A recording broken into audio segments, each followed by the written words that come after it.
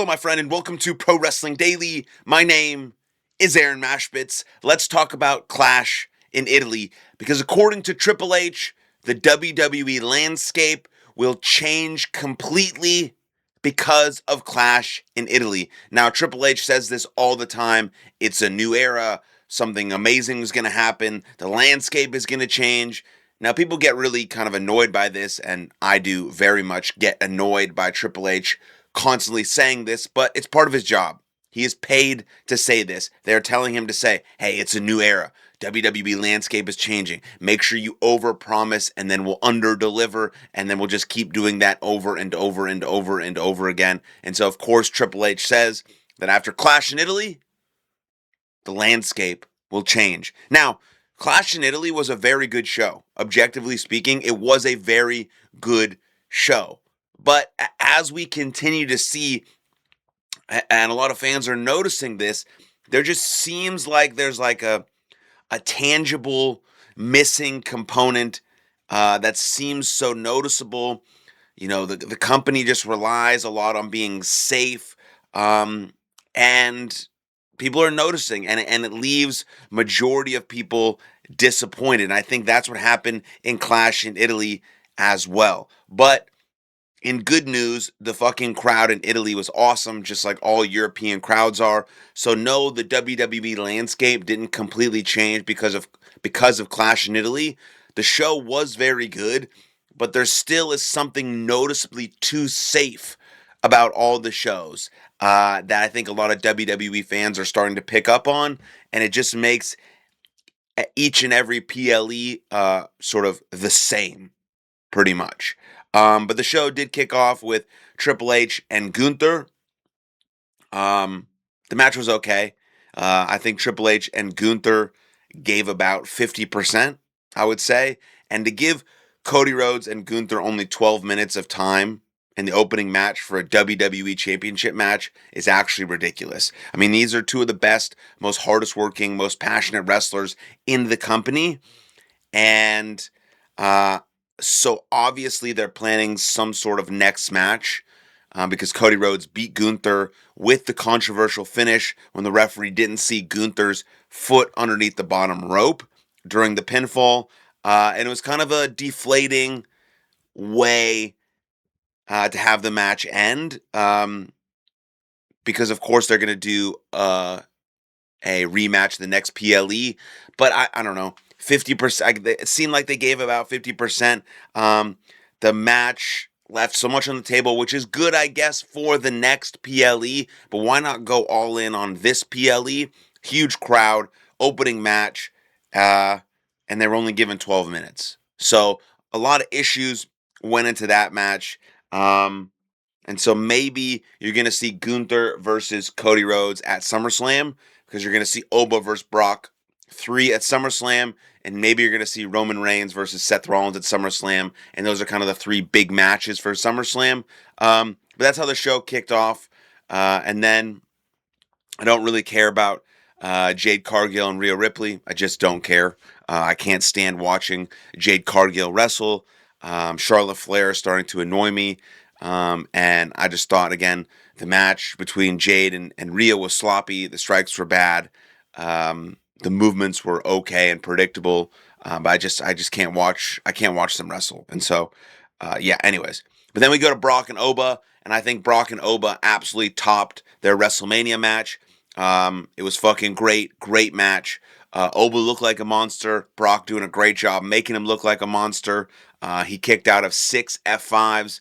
And then on the 7th one, that did him in. Now the series is tied 1-1. Yeah, they really, as the comments say here, because I have some notes and looking at X and all that stuff, as someone would say on X, they cooked with this one. Oba looked unstoppable until the very end. This match was incredible. Match of the night, Brock and Oba. And they will have Brock versus Oba number 3 at SummerSlam. And this is where Brock Lesnar will officially retire. So, there's a couple great stories happening in WWE right now. One just ended with Americano versus Americano, Ludwig Kaiser and Chad Gable in AAA. Best story that WWE has produced in a very long time. Chad Gable got unmasked, and now hopefully Chad Gable returns to WWE television as Chad Gable and goes on an absolute historic run and wins a title before the end of the year. That should happen. And the next best story since pre-WrestleMania, has been Brock and Oba. And then Brock comes back. They continue. They have an even better match than they did at WrestleMania. And now the series is tied 1-1. And then we go to the official sort of climax of this story of Brock and Oba. Hopefully at SummerSlam, then you have the real retirement of Brock Lesnar. So that was awesome. Sol Ruca has a lot of growing pains. She's just not sharp or crisp enough. She misses her finishing move too much. Her in between is not very good. Like I just would not have put up the strap on her. There's obviously some growing pains on the main roster with Sol Ruca, but she is the new WWE Women's Intercontinental Champion. Some people enjoyed it. I think Sol Ruca has a lot of work to do. I enjoy Becky Lynch, but it's cool to see a new person. It's cool to see a new person kind of have that title and see what they can do with it. We saw Maxine Dupree kind of win it and that was a kind of a cool moment. She's not going to be back in the title picture. Let's see if Sol Ruca can improve, get better, and really hold the championship with some, with some value. And then you'll see Becky maybe compete in the Queen of the Ring tournament on the Raw side because she'll be needed. And then the main event of the show, of course, was Roman Reigns and Jacob Fatu. A lot of people, myself included, thought kind of the first 10 minutes were boring, but eventually it turned into a great match of Jacob and Roman. Fatu loses clean and now must serve Roman Reigns beginning on Monday Night Raw. Most people are unenthusiastic about the direction here simply because we're kind of getting a repeat of what we already seen before. We've seen this shit so many times, and yeah.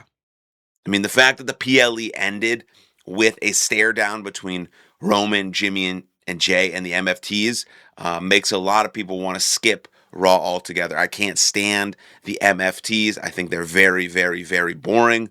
We're just getting a sort of a renewed version of the Bloodline, which some people might really, really, really love. I love Roman Reigns. I think Roman Reigns is awesome. I want to see Roman Reigns on TV all the time, but I need some new storylines, and I need Roman Reigns have some new interactions, some new titles, some new challengers, some new stories, not the revisiting the Bloodline over and over and over and over again because you're trying to get the last drop of money out of that shit because it was so good once before. I would have been fired up if Jacob Fatu had won this match. That would have been a shock factor. That would have been WWE not playing it safe. That would have been a noticeable landscape shift instantly. If Triple H is alluding to this stare down of Jimmy, Jay, and of Roman, Jimmy, and Jay, and the MFTs, have the stare down as the complete landscape shift, and then where's Jacob Fatu fit into all that? That's not a landscape shift. That's just a shit we've seen many times before. A landscape shift would have been Jacob Fatu beating Roman Reigns and becoming the champion and the tribal chief, and Roman having to acknowledge him on Monday Night Raw. That would have been a landscape shift, but we did not see that. Again, good show. Like, it was a good show overall, but noticeably kind of the same shit we've always seen. But Brock and Oba match the night.